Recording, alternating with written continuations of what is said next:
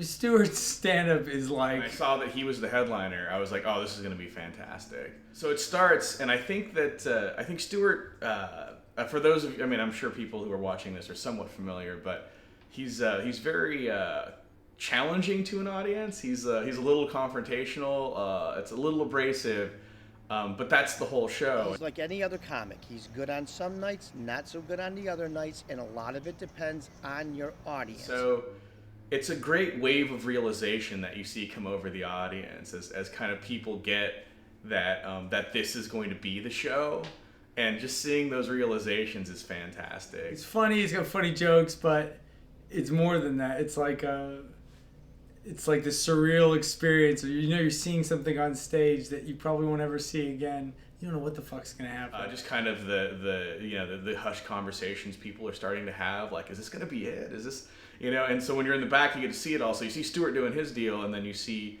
everybody else having these little conversations. And then they're kind of checking their watches to see, well, it is the end of the show, and there's another thing at 12 we wanted to do.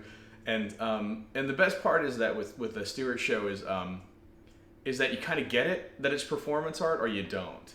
And the fun of getting it is seeing the people who don't get it not get it, and just kind of go like through all these stages of grief when it goes from disbelief to bargaining, like, well, we'll give them a couple more minutes, to anger, to finally acceptance that this is just going to be the show, Whoever called it performance art had it right on. It's like he just prowls back and forth. His face just twists up with anger. I mean, it's beautiful acting. If it's acting, I don't know if it's acting. And so, you see one or two people kind of pop up and just like, we're out of here. And that kind of gives permission to the other people who wanted to leave. And the people who dig it are just, them leaving is part of the show as well. So it's just a fantastic stream of the people leaving. It's this weird meta, Ouroboros snake eating itself, where it's the more people leave, the angrier he gets, which causes more people to leave, which the people who stay are just laughing at the people who are leaving, and Stuart's reaction to them leaving is, just heightens his animosity and confrontational, act. And so, it's fantastic. So I love watching him go up, and I especially love watching him go up last, because everybody else has had a taste of kind of pretty standard comedy, and then Stuart comes and does his thing. So yeah, it was pretty awesome. If he would just listen to me and take my advice, he could be brilliant. But I mean, it's really something to behold. And you're just at the edge of your seat going, what's this guy gonna do? So it was fun. I knew it was great. I mean, I knew it was going to be great.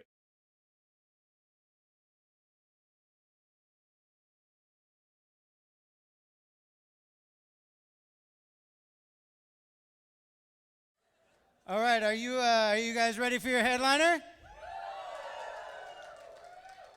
You sure about that? Your headliner was thrown out of anger management in under 1 minute for being too angry twice. But he promises no one will need bail money tonight. Please give it up for Stuart Mazzeo. Yes! Thank you. I love. Hey, give me a kiss. Yes! Come on! I can't hear you! I want to hear you! And you! And you! Yes! Hello. Thank you all for coming. Shut up! Now, for those of you who know me, hi. The rest of you, buckle up. My niece returned from Hawaii with a gift for me. The little hula girl for the dashboard. And you know why she gave it to me? Because she knows I'm gonna drive like this. And then, when the cops pull me over, I can say, but dude! And the cop will go, and then I'll go to jail.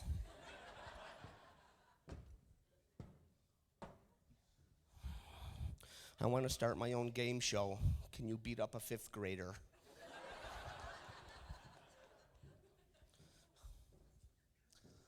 Okay, enough with the pleasantries. Are there any stupid people here? Okay, don't kick my ass after the show. My friend, I was dog sitting for my friend, and he says, don't give them people food. And I had to tell him, there's no such thing as dog food.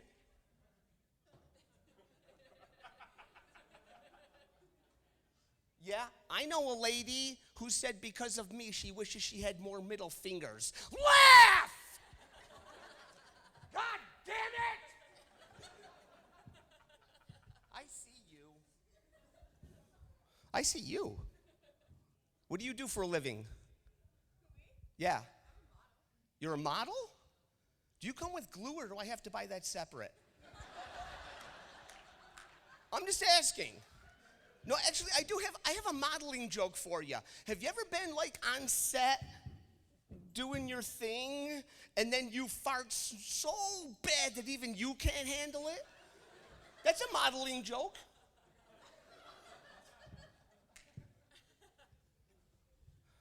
Salmon fishing is the ultimate form of cock blocking.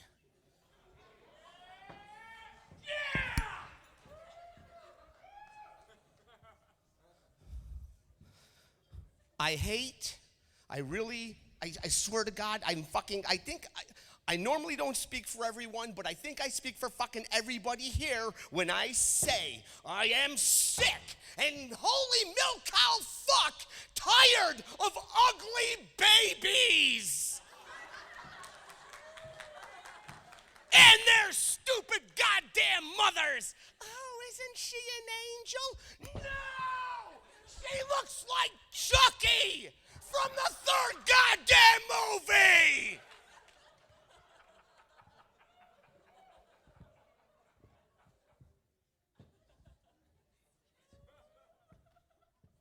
I'm sick and fucking tired of people. Oh, some questions are just too big to answer. No, they're not! Why are we here? Because we're not someplace else. What's the meaning of life? Honestly, truly, honestly, you want to know what the meaning of life is? It's not a big question. It is the struggle to survive. And if you listen to my brother tell jokes, you know exactly what I mean. Time for an impression. Who wants to see an impression? Captain James T. Kirk. Spock, don't fuck the green bitch.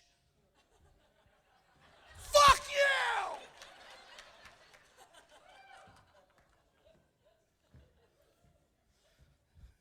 Anybody out there have a canine companion? I love my dog. What are you laughing at? You haven't even heard the punchline. I see you. I love my dog. My dog is retarded, okay? That's why I named her Syndrome. So when she jumps up on the furniture, I can say, Down Syndrome! Down Syndrome! It was either that or stir fry. Syndrome got a little bit fat, so I took her to the vet for liposuction. Syndrome has 4 basic looks. Number 1, I love you. I love you. I love you. I love you. You spoil me and I love you. Look number 2, if I had thumbs, I'd kill you. Look number 3, are you jerking off again? I'm a dog. I age 7 times faster than you, and you jerk off a lot. And the 4th look,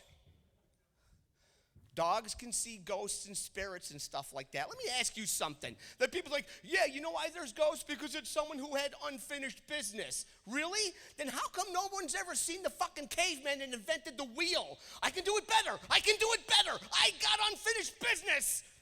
How come no one ever sees Jesus except for fucking toast or a fucking tortilla? Nobody sees this goddamn ghost. What was I talking about? What's your name? You!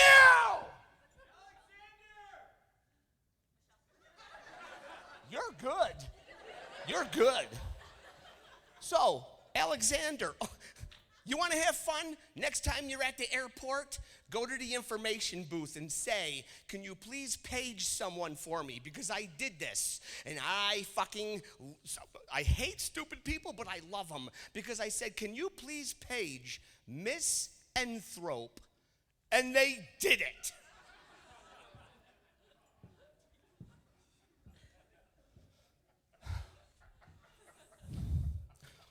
So what did come first, the chicken or the egg? What came first, the chicken or the egg?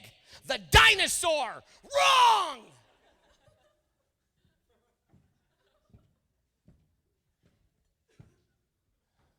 You like knock-knock jokes?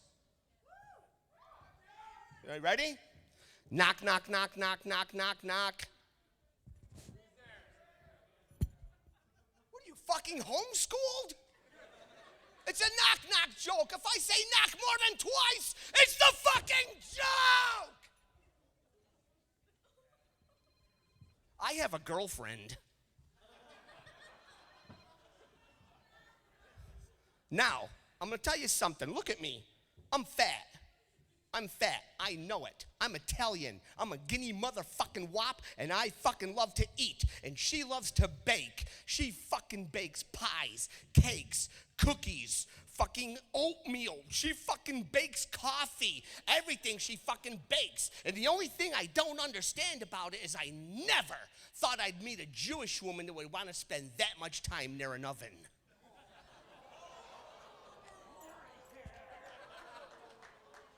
Oh, too soon? Yeah.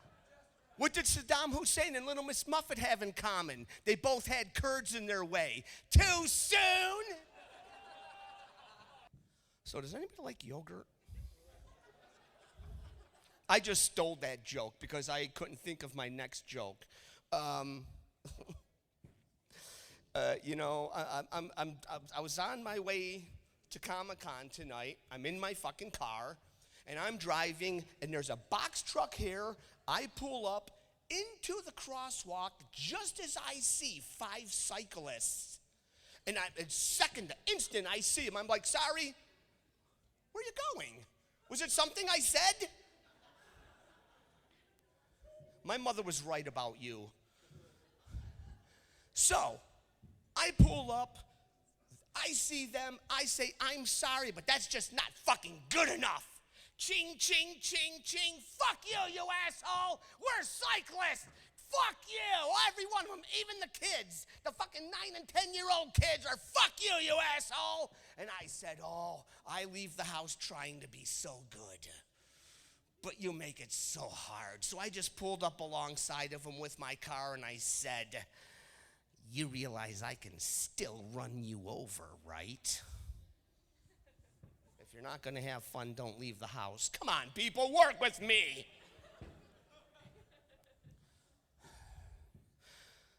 Okay, I'm going to tell this story because I look like this, and this is just a fucking great rock and roll story.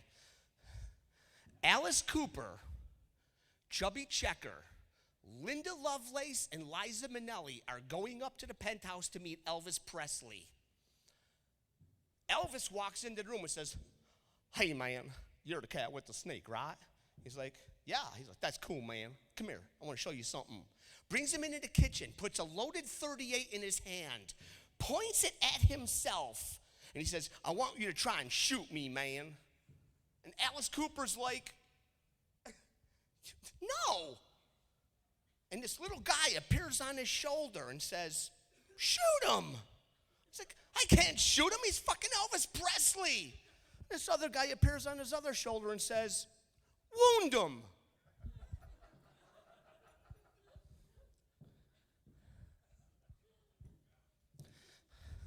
I want to start another show. Young and hot, old and not. Guess which one I am? And here's what I do. We hold it in my house. And the way you get voted off the show is you say something so stupid that it gives me a headache. And the first season is the Kardashians. The second season is the Jersey Shore. And I'm just going to eliminate all of these fuckers for you. You're welcome! Now, I used to work in the music business. And there was this one roadie. I can't even, the crazy thing is I don't remember his name, but he would call everyone Johnny. Not just Johnny, he would call them Johnny. And I swear to you this is true. One night, we're finished up, he meets a girl, he wants to have sex with her, but she likes being tied up. So he goes around to every room knocking on the door. Hey, Johnny, you got any rope? You got any rope? Every fucking room. Nothing. He comes back to his room. She figures out there's a lamp with a chain. So they're standing on a table big enough for two people. She's got the chains wrapped around her hands. They're fucking. The table goes, they go, and half the ceiling goes. We rush into the room, and as I rush into the room, he's upside down on his head, and she is pushing a piece of ceiling off of herself, and he looks at us all and says, "Hey, Johnny, you got any plaster?" Now, as I can tell, some of you don't like me. Good. At least I'm not Dane fucking Cook. So those of you who don't like me, I don't care. If you do like me, I will be selling my CDs at the front door. I have some Alice Cooper, Faith No More, and G-Spot Grannies. That's not for sale. All right, one last impression, and then fuck you. Are you ready? Dr. Emmett Brown from Back to the Future. Marty, don't fuck your mother. It's bad.